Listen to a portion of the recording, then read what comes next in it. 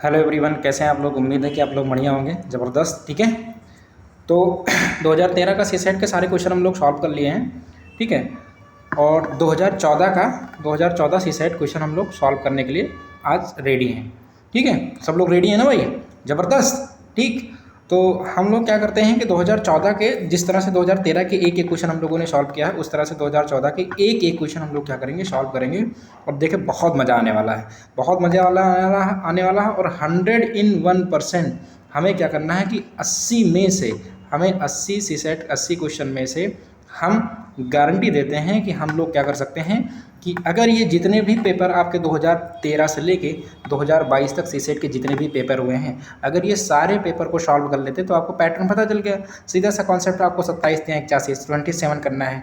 ठीक है, तो हम गारंटी देते हैं कि आप 35 प्लस करके ही आएंगे। ठीक है, आपको 2 घंटे में क्या करना है, आपको 35 क्वेश्चन करना है, आपको ज़्यादा करना नहीं है। बस आप खाली रीजनिंग और मैथ पे फोकस कर लीजिए।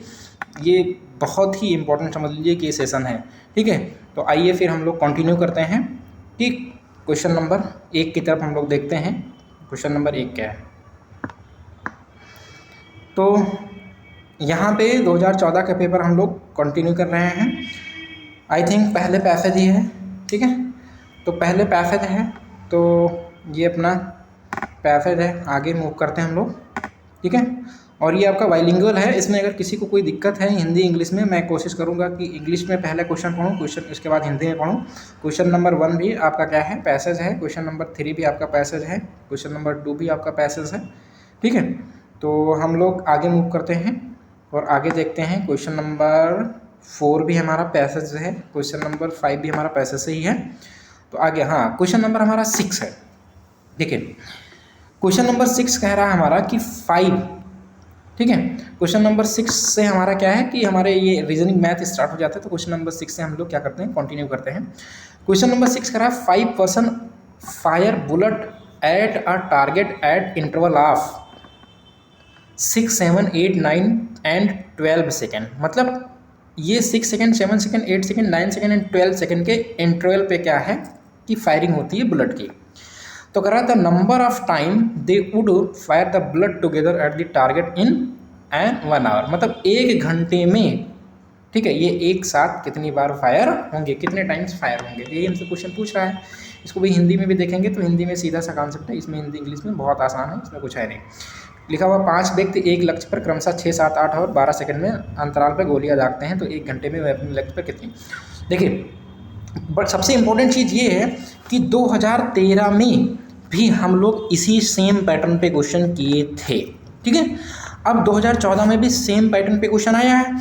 तो ये हम क्या करते हैं कि 2000 यही हमें पैटर्न फॉलो करना है कि 2013, 14, 15, 16, 17, 18, 19, 20, 21, 22 में किस पैटर्न पे क्वेश्चन है, हमें पैटर्न ही देखना है मेन। तो 2013 में ये क्वेश्चन सेम इसी पैटर्न पे एक क्वेश्चन आया था और 2014 में भी एक क्वेश्चन आ गया। तो इस क्वेश्चन को हम लोग सॉल्व करते हैं। सबसे पहले ऐसे क्वेश्चन को हम लोग क्या करेंगे कि ये जो दिया हुआ है कि कितने कितने सेकंड पे ये जो है, इनका हम क्या लेंगे, एलसीएम लेंगे। क्या लेंगे, एलसीएम। तो जब हम एलसीएम यहाँ लेंगे तो ये एलसीएम हमारा जो हो जाएगा 6, 7, 8, 9 और हो जाएगा 12। एलसीएम ले लो भाई।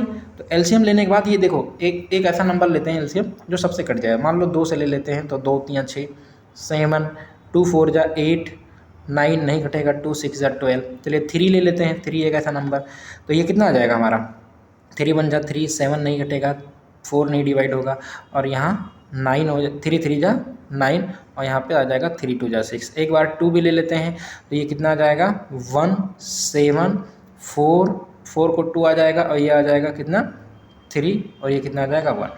तो कुल मिला के हमारा एलसीएम जो आएगा ये आ जाएगा 2 इंटू 3 इंटू 2 इंटू और ये नीचे बच रहा है 7 2 3, तो 7 इंटू 2 इंटू 3, ये हमारा क्या आ गया, एलसीएम आ गया।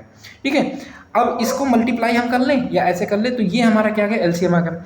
अब ये बात ये हो रही है कि वे एक लक्ष्य को एक साथ कितनी बार भेजेंगे।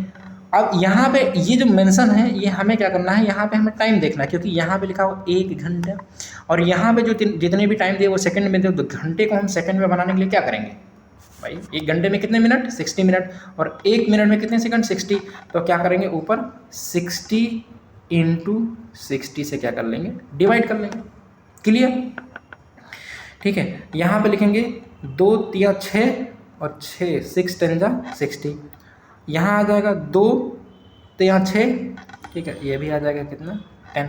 यह आ जाएगा कितना 2 5 जा 10 और यहाँ बचेगा 10 इंटू 5 कितना होगा 50।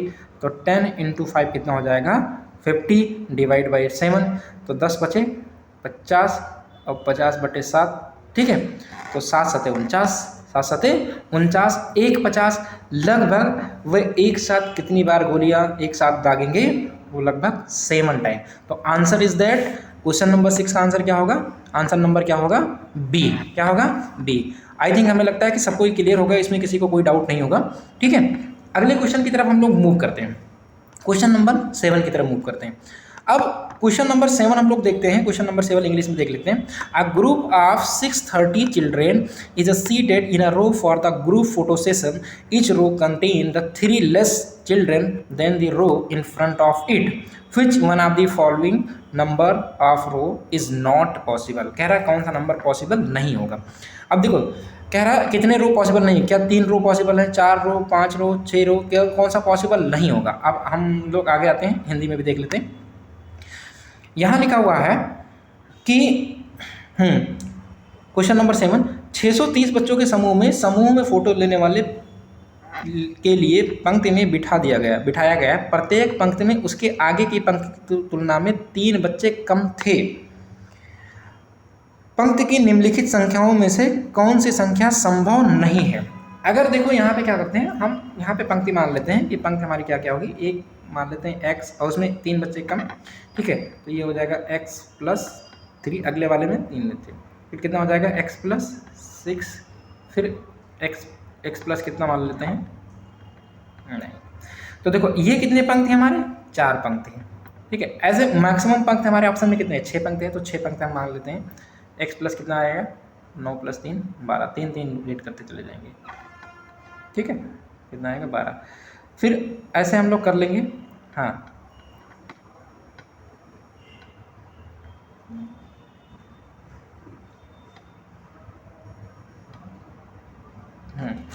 x प्लस कितना आ जाएगा 15। हमने कितने पंक्ति मांग लिए 6, 1 2 3 4 5 6 पंक्ति, ठीक है। अब हमें कह रहा है कौन सा मान संभव नहीं होगा, तो हमें क्या करना है, मैक्सिमम पंक्ति मान के चलना। पहले हम ऑप्शन नंबर डी से लगाने की कोशिश करते हैं कि 6 पंक्ति को मान के चलते हैं।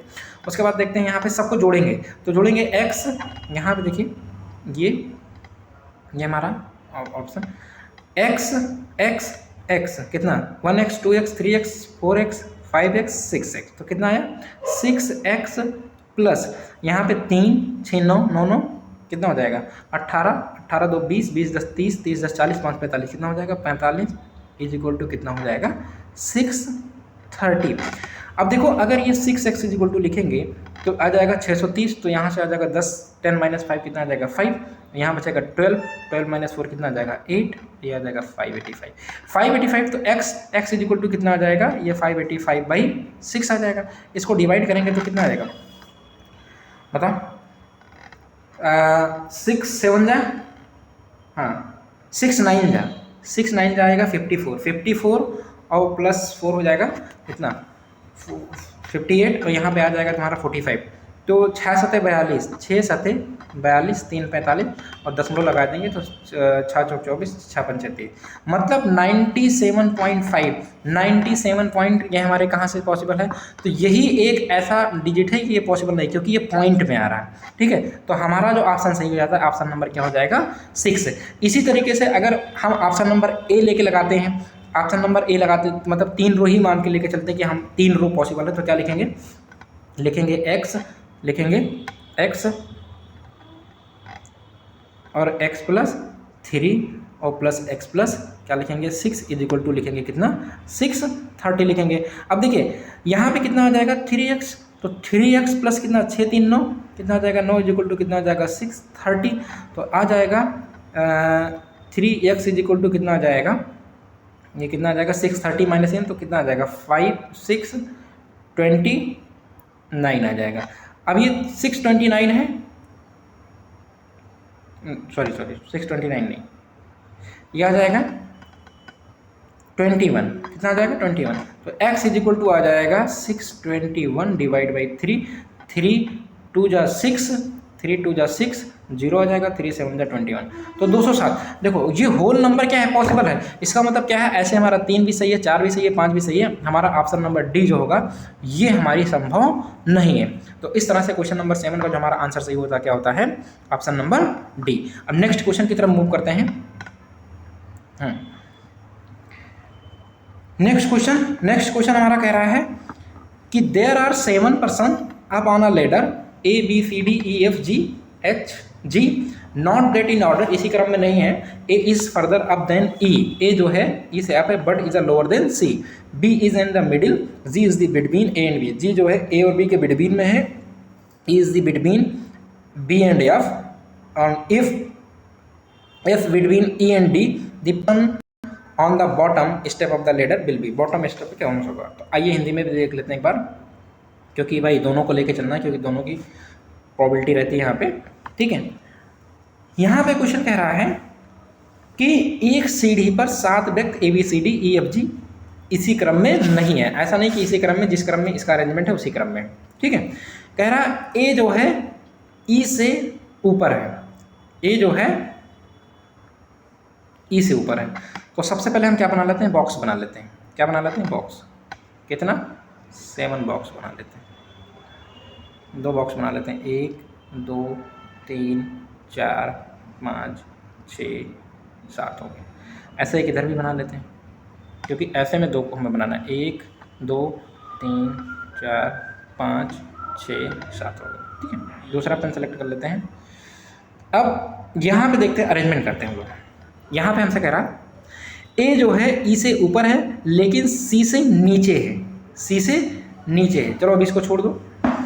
बी मध्य में है, बी मध्य में है, मध्य का मतलब अगर 7 पर्सन है तो बी कहाँ होगा, बीच में होगा।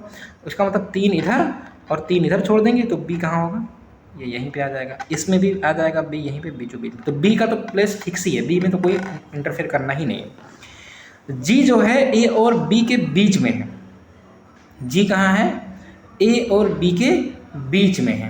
अच्छा देखो, ए और बी के बीच में जी कहाँ आएगा, या तो जी यहाँ आ जाएगा तो ए यहाँ आ जाएगा, या तो यहाँ पे जी यहाँ आ जाएगा तो ए यहाँ आ जाएगा। क्लियर है कि नहीं क्लियर है, ठीक है। ये कंडीशन क्लियर है। जी जो है ए और बी के बीच में है, ई जो है बी और एफ के बीच में है। ई कहाँ है, बी और एफ के बीच में है। तो ई को हम क्या कर देंगे, बी और एफ के बीच में कर देंगे। लो कर दो, ई जो है एफ के बीच में है। Condition clear. अब अगला हमारा यहाँ पे कह रहा है कि यदि एफ, हाँ ई जो है बी और एफ के बीच में है, यदि एफ जो है ई और डी के बीच में हो, एफ कहाँ हो, ई और डी के बीच में, तो इसका मतलब डी यहीं तो आएगा, तभी तो बीच में होगा। यहाँ कहाँ जाएगा, नहीं जाएगा ना। डी जो है, एफ जो है,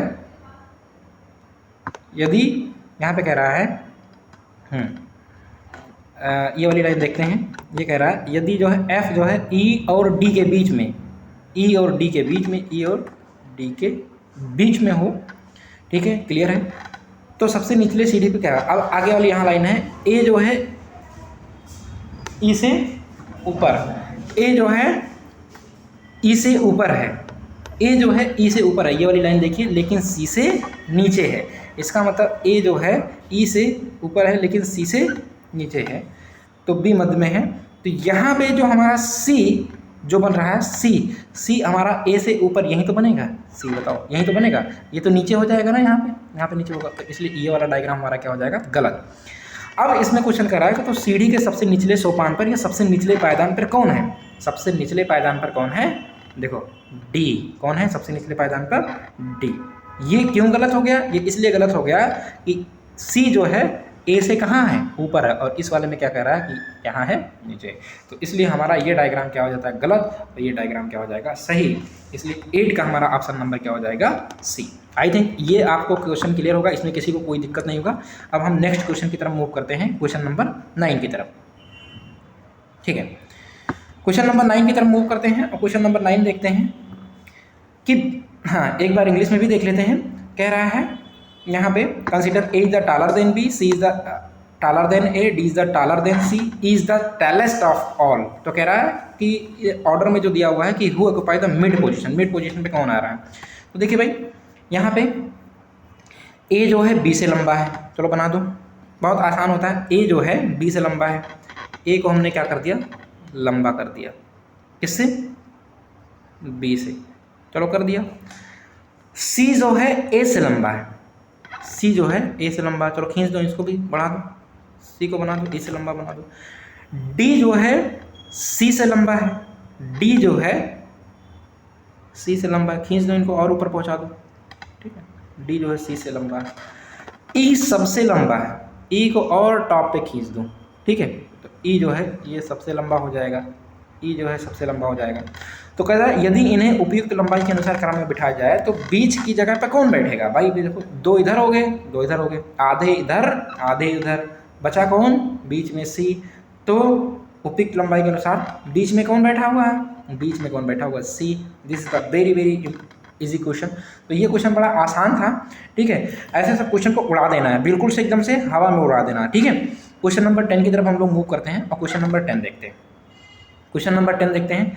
क्वेश्चन नंबर 10 कह रहा है consider the following of the statement, there are the 6 village A B C D E F. F is the 1 kilometre to the west of D, D is 1 kilometre to the east of E, और A is 2 kilometre to the north of E, C is 1 kilometre to the east of A, D is 1 kilometre to the south of A। तो कह रहा है which there will be are in line, तीनों मतलब कौन से एक line में ही होंगे, ठीक है। तो आई थिंक हमें लगता है कि ये क्वेश्चन भी एक बार हम हिंदी में देख के उसको सॉल्व करते हैं, ठीक है।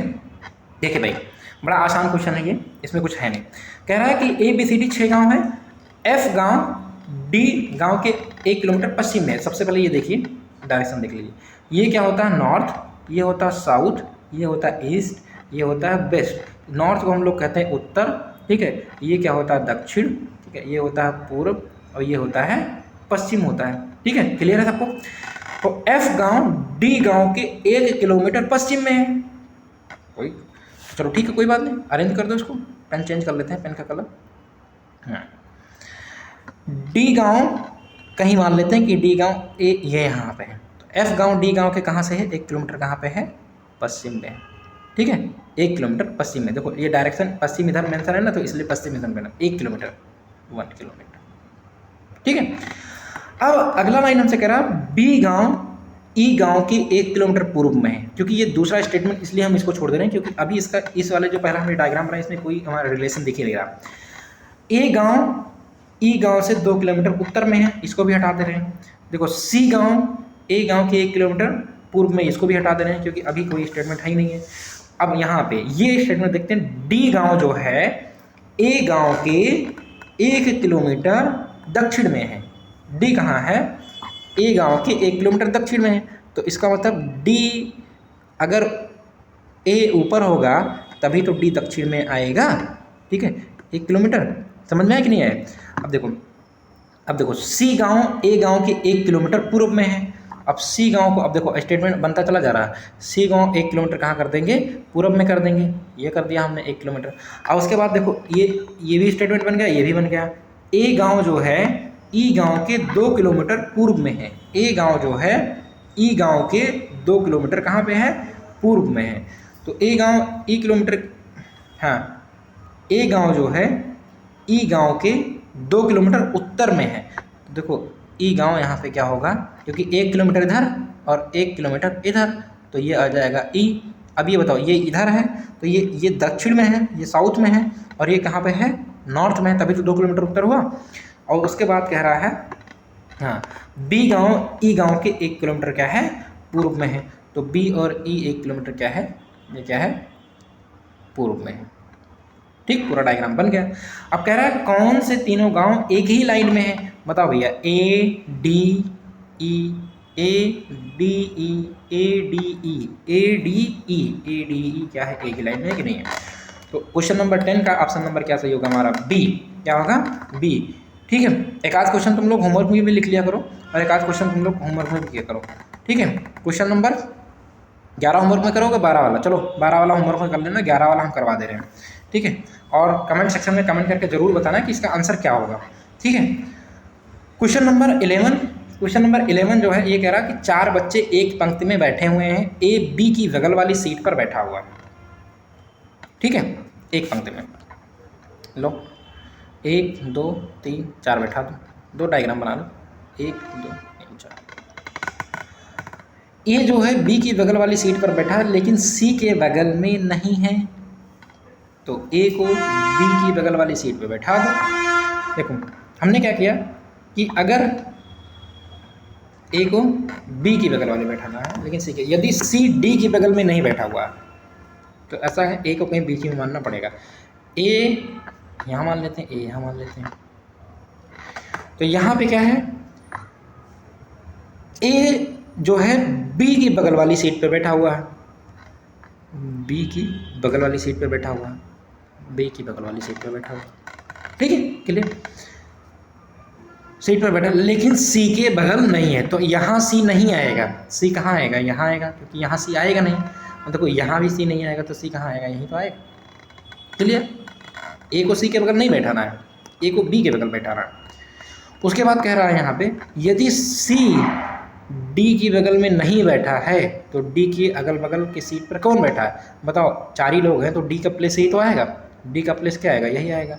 तो यहाँ पे कह रहा है यदि सी डी की बगल नहीं बैठा हुआ है तो डी के अगल बगल की सीट पर कौन है, तो डी के अगल बगल ए, डी के अगल बगल ए, डी के अगल बगल ए, डी के अगल बगल ए, तो इसलिए ऑप्शन नंबर क्या हो जाएगा, बी। 11 का क्या हो जाएगा, बी। क्लियर, किसी को कोई दिक्कत नहीं ना, आगे मूव करें। तो क्वेश्चन नंबर क्या होगा, 11 हम लोग कंप्लीट कर लिए।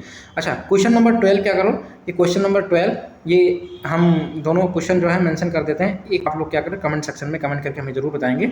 अगर ये क्वेश्चन आप लोगों को लग जा रहा है होमवर्क में तो ठीक है, इसका आंसर हमें कमेंट सेक्शन में देंगे, नहीं लगेगा तो भी कमेंट सेक्शन में हमें कमेंट जरूर करेंगे कि हम उसके बाद जो है कि नहीं लगा तो इसको हम फिर बता देंगे, ठीक है। तो इसीलिए आप लोगों को कोशिश करना है कि क्वेश्चन नंबर 12 जरूर लगाना है। क्वेश्चन नंबर 12 हिंदी मीडियम वाले भी देख लें, ठीक है, 1 मिनट।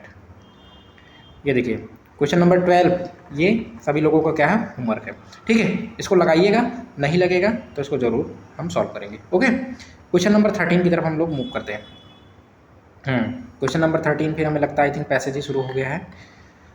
13 भी पैसेज है, 14 भी पैसेज है, और ये पैसेज 14 भी है, और पैसेज हमें लगता है 15 भी है, क्योंकि ये इधर भी पैसेज ही दिख रहा है। 15 भी पैसेज है अकॉर्डिंग टू दी पैसेज।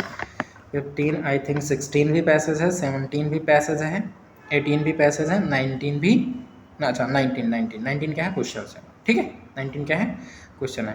तो 19 हम लोग सॉल्व करते हैं। There are the 50 student admit to a nursery class, some student can speak English, कुछ इंग्लिश बोल सकते हैं, some speak in Hindi. 10 student ऐसे हैं जो हिंदी और इंग्लिश दोनों बोलते हैं, ठीक है। If the number of the student who can speak in English is 21, ठीक है, 21 जो है इंग्लिश बोल सकते हैं, then how many student can speak Hindi, how many student can speak Hindi, how many student can speak Hindi, और how many can speak only Hindi, खाली only Hindi और हिंदी बताना है, और how many can speak only English. तो ये हमें बताना है 3 आंसर में देने में, ठीक है। इस क्वेश्चन को एक हम हिंदी में थोड़ा मूव कर देते हैं। चलिए भाई देखिए, सबसे पहले ऐसा कराते हैं, हम एक डायग्राम बनाते हैं। इस डायग्राम में देखते हैं, ये कुछ ऐसा हमारा डायग्राम बनता है। कितने लोग हैं टोटल, कितने भाई, 50 लोग। प्रवेश देगा, कुछ केवल अंग्रेजी बोल सकते हैं और कुछ केवल हिंदी बोल सकते हैं। 10 विद्यार्थी अंग्रेजी और हिंदी दोनों बोल सकते हैं। बताओ 10 लोग क्या हैं, इंग्लिश और हिंदी दोनों बोल सकते हैं। बुला दो इनको, क्या दिक्कत है इसमें, बुलवा दे सकते हैं लोग। ये क्या है, इंग्लिश, एक ले लेते हैं इंग्लिश, ये वाला बॉक्स क्या है, इंग्लिश का, ये वाला किसका है, हिंदी का, ठीक है। अब कह रहा है कि यदि उन विद्यार्थियों की संख्या जो अंग्रेजी बोल सकते हैं 21 है, जो अंग्रेजी बोल सकते हैं वो कितने हैं, 21 हैं, ठीक है। अंग्रेजी बोल सकते कितने हैं, 21 हैं, तो कितने विद्यार्थी हिंदी बोल सकते हैं, कितने केवल हिंदी बोल सकते हैं, कितने केवल अंग्रेजी बोल सकते हैं। सीधा सा कॉन्सेप्ट है। अगर 21 इंग्लिश बोल सकते हैं तो 10 लोग ऑलरेडी इंग्लिश बोल रहे हैं, तो कितना बचेगा इसमें भाई? 11 लोग। कितना बचेगा? 11 लोग इंग्लिश बोलेंगे। ओनली इंग्लिश कितने बोलेंगे? 11 लोग। अब ओनली इंग्लिश 11 लोग किसमें है? देखो ऑप्शन नंबर ए और ऑप्शन नंबर डी में। ऑप्शन नंबर ए और option number D. Option number B और सी तो वैसे ही कैंसिल हो गए। और आगे आते हैं। टोटल हमारे पास 50 हैं। टोटल हमारे पास कितना है? 50 हैं। 11 लोग खाली इंग्लिश, 10 लोग इंग्लिश और हिंदी दोनों, तो 11 10 21, तो 50 माइनस 21 कितना आ जाएगा अपने पास? बताओ 50 माइनस 21 कितना आ जाएगा? 29। इसका मतलब 29 लोग हमारे क्या होंगे? हिंदी बोलेंगे। क्या बोलेंगे? 29 लोग हिंदी बोलेंगे। तो क्वेश्चन हमसे क्या बोला देखो, तो कितने विद्यार्थी हिंदी बोल सकते हैं? कितने विद्यार्थी हिंदी बोल सकते हैं? हिंदी बोलने वाले भैया कितने हैं? 29 लोग तो हिंदी बोलते हैं, लेकिन ये 10 जो अंग्रेजी पढ़ते हैं ये भी हिंदी बोलते हैं, तो 29 10 39, 39 लोग क्या है? हिंदी वाले। ऑप्शन नंबर डी में 39 है कि नहीं? 39 है। ठीक है। कितने केवल हिंदी बोल सकते हैं? कितने केवल हिंदी बोल सकते हैं? ओनली हिंदी वाले कितने हैं? ओनली हिंदी वाले क्या है? ओनली हिंदी वाले कितने हैं? 29। ओनली हिंदी। ठीक है, क्लियर। अब कह रहा है कितने केवल अंग्रेजी बोल सकते हैं? केवल वर्ड आ गया, तो केवल का मतलब ये 11 लोग हैं, ये 11 लोग ऐसे हैं जो ये ओनली इंग्लिश बोलते हैं। ओनली इंग्लिश, ओनली इंग्लिश बोलते हैं। क्लियर, किसी को दिक्कत नहीं? इस तरह से क्वेश्चन नंबर 19 का हमारा हो जाएगा डी। क्या हो जाएगा क्वेश्चन का 19 नंबर? डी। आगे क्वेश्चन की तरफ हम लोग मूव करते हैं 20 की तरफ। क्वेश्चन नंबर 20 देखते हैं। देखो ऐसे क्वेश्चन को, इस क्वेश्चन को मैं बार बार बताया हूँ कि a garden of the increase the area of his rectangular of the garden the increase its length of the 40% decrease the with its big by 20% the area of the new garden. देखो जब भी हमने कहा percentage में successive वाली बात आए, एक बार इंक्रीज एक बार डिक्रीज हो, तो उसमें हमेशा क्या होता है? एक ही फार्मूला मैंने बताया है, देख लेते कहाँ गया। इसमें कह रहा एक माली अपने आयताकार बगीचे की लंबाई में 40% की वृद्धि कर देता है, या तो ऐसे इसको लगा लो 40% वृद्धि और 20% की कमी। 40 माइनस 20 माइनस 40 गुणे 20 बटे कितना? 100। तो 40 माइनस 20 कितना आएगा? 20 आएगा, और माइनस 2 जीरो से 2 जीरो कट गया, 4 दूनी 8, तो 20 माइनस 8 बराबर कितना? 12%। 12% ये क्या होगा? प्लस में है तो वृद्धि बढ़ जाएगा। ठीक है। या इसको एक तरीका और है लगाने के लिए, एक आयताकार आयत की लंबाई चौड़ाई में क्या होता है? हमेशा अगर कोई चीज़ हमेशा 100% होती है तो 40% की वृद्धि हो जाएगी तो कितना हो जाएगा? 140। और अगर 20% की कमी हो जाएगी तो कितना हो जाएगा? 80। कितना हो जाएगा? 140 बटे 100। और 20% की कमी तो सीधा हो जाएगा 80 बटे कितना? 100। 2 जीरो से क्या चला गया? एक मिनट इधर देख लेते हैं। 40% की वृद्धि होगी तो कितना होगा? 140, क्योंकि क्षेत्रफल कितना हो? लंबाई गुणे चौड़ाई, तो 140 बटे 100। और ये 20% की कमी हो जाएगी तो हो जाएगा 80 बटे 100। 2 जीरो से 2 जीरो कट गया। 14 अट्ठे कितना हो जाएगा? 112। 112 बटे 100। 112 बटे 100 का मतलब अगर परसेंटेज इसको हटाएंगे तो कितना आएगा? कितना आएगा बताओ? 112 बटे 100 का मतलब क्या है? 112%। और कोई भी चीज़ अपने आप में कितना परसेंट? 100% होती है, तो कितना परसेंट? 100 से कितना ज़्यादा? 12, तो इसलिए 12% क्या हो जाएगा? इंक्रीज। तो इससे पहले अगर समझ में आ रहा तो वो लगा लो, अगर ये समझ में आ रहा तो ये लगा लो, कोई दिक्कत नहीं। ठीक है, आगे बढ़ें।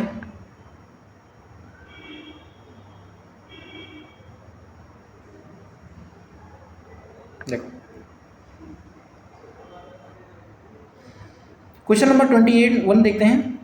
इंग्लिश में भी एक बार हिंदी में देख लेते हैं, फिर इंग्लिश में देखते हैं। 6 पुस्तकों ABCDEFG F से अंकित कर एक के बगल एक रखा गया है।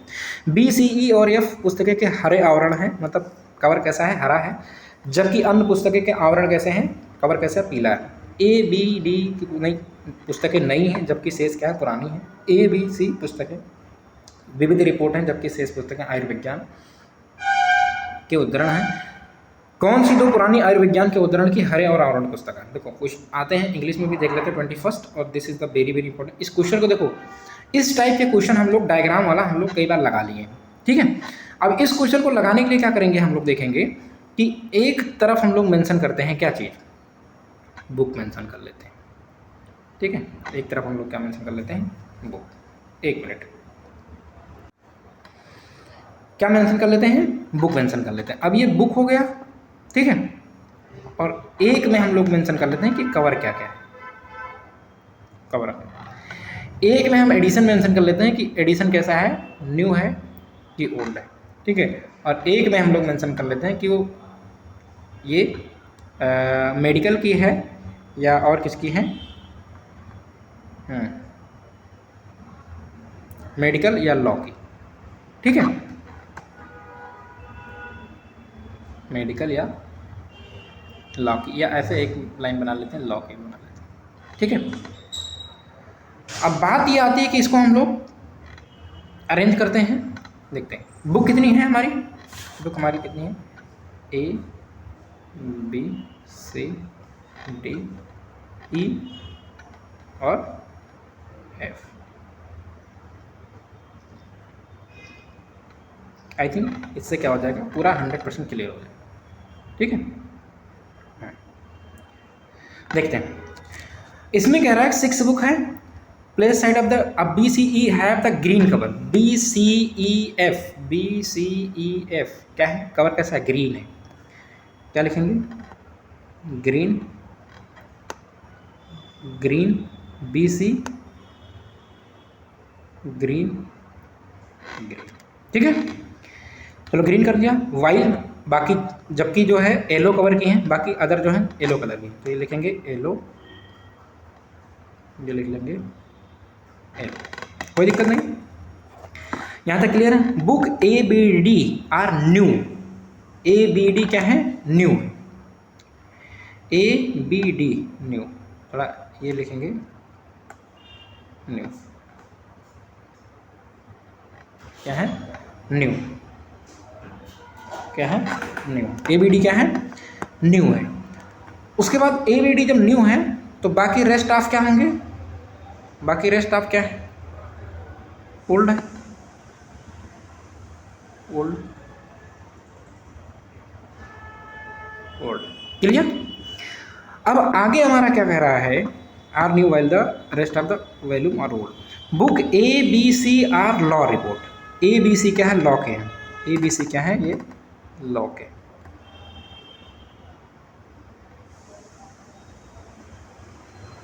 ए बी सी क्या है, लॉ के। उसके बाद कह रहा है रेस्ट मेडिकल की हैं, तो बाकी क्या हो जाएंगे,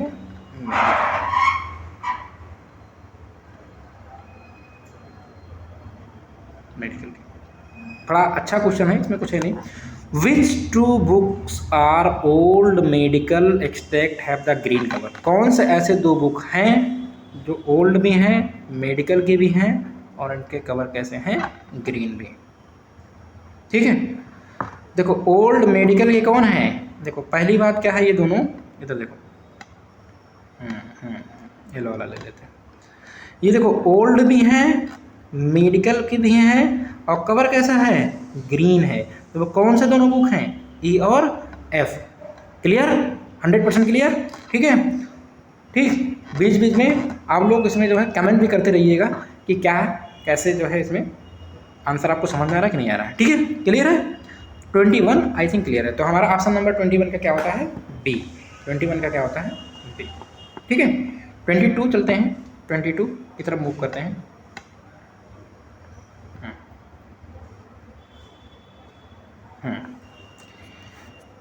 अब आगे आते हैं 22, straight line of the segment 36 centimetre long, point of the 2 are mark of the line of from the both of the end point of the from each in of the first point at the distance of the 1 centimetre from the end, the second point of the distance of the 2 centimetre from the first point, and the third point of the distance of the 3 centimetre second point of the points of the end of the not counted of the common points of the counted.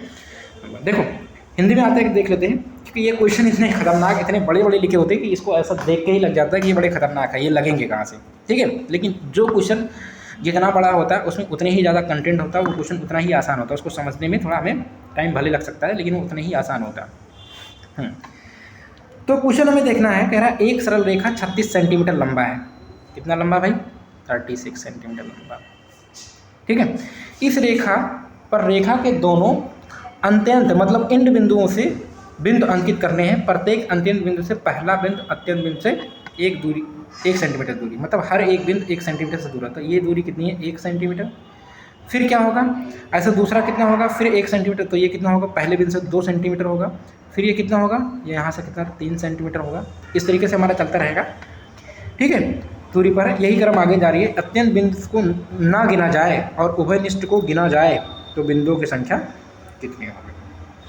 देखिए 36 centimetre कब आएगा? देखो ऐसे 1 + 2 + 3, ठीक है, 3 centimetre +4 centimetre, ऐसे करेंगे +5 centimetre +6 centimetre +7 centimetre +8 centimetre. इन सभी को जोड़ेंगे तो क्या आ जाएगा? 36 सेंटीमीटर आ जाएगा। ठीक है, यह आपको अगर पता हो कि अगर क्या नाम है, प्राकृतिक संख्याओं नेचुरल नंबर की सीरीज अगर तुम्हें पता हो तो उसका फार्मूला होता है n × n + (/2). ठीक है, कितनी संख्या है? 8, और 8 + 1 कितना हो जाएगा? 9/2। कितना हो जाएगा? 4। ठीक है, तो 9 × 36 कितना हो जाएगा? 36। अगर तुम्हें ये पता है तो ठीक है, बहुत अच्छा, नहीं पता है तो बहुत अच्छा। ठीक है, तो इससे ये हमें पता चल गया कि टोटल बिंदु कितने होंगे। अगर इधर से हम जाएंगे तो कितने बिंदु होंगे? 8, और टोटल इधर से आएंगे तो कितने बिंदु होंगे? कितने होंगे? 8। इसका मतलब टोटल बिंदु कितने होंगे? स्किप हो गए, कोई बात नहीं। टोटल बिंदु कितने होंगे पता चल गया होगा ना? 8 + 8 कितने हो जाएंगे? 16। अब ये जो लाइन थी इसमें कह रहा है कि अगर इधर से दोनों तरफ से आते हैं, इधर से भी आते हैं, इधर से आते हैं, और कह रहा है ये लास्ट पॉइंट हमें क्या करना है कि नहीं गिनना है। लास्ट पॉइंट, अंत्यंत बिंदु, लास्ट के 2 बिंदु नहीं, कॉमन जो नहीं गिनने।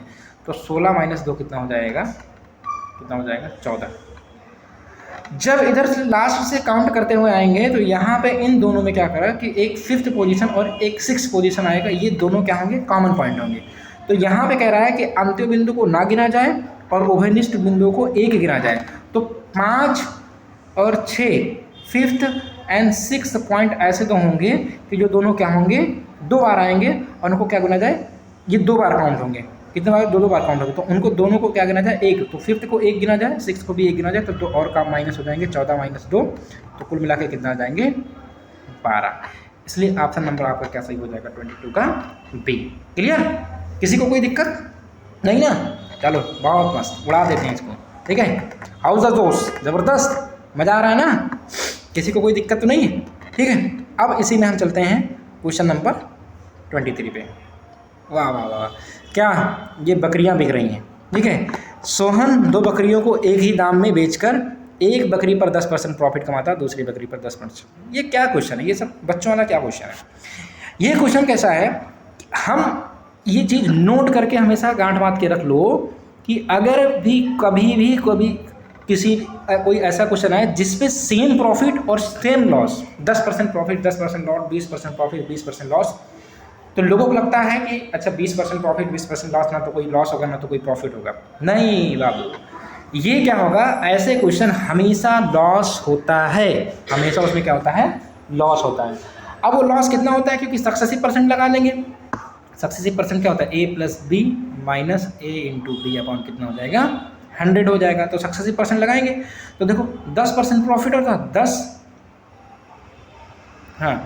10% प्रॉफिट हुआ तो प्लस लिखा, 10% क्या हुआ? लॉस हुआ तो माइनस लिखा। 10 - 10 × 10 डिवाइड बाई क्या होगा? 100। तो 10 + 10 माइनस क्या आ जाएगा? इधर आ जाएगा 0 और ये आ जाएगा कितना? -1। तो 0 - 1 का मतलब कितना? -1। और -1 ये इंडिकेट करता है कि हमेशा 1%, जब भी कोई चीज़ माइनस में परसेंटेज जाएगी इसका मतलब क्या है? लॉस। तो हमेशा क्या होगा? 1% क्या होगा? लॉस होगा। ऑप्शन नंबर हमारा क्या सही होगा? ऑप्शन नंबर क्या होगा? 23 का सी। ऑप्शन नंबर 23 का क्या हो जाएगा? सी। इसमें अगर किसी को कोई दिक्कत है तो पूछ सकते हैं। ठीक है, किसी को कोई दिक्कत तो नहीं है? नहीं ना? आगे क्वेश्चन नंबर 24 की तरफ हम लोग क्या करते हैं? मूव करते हैं।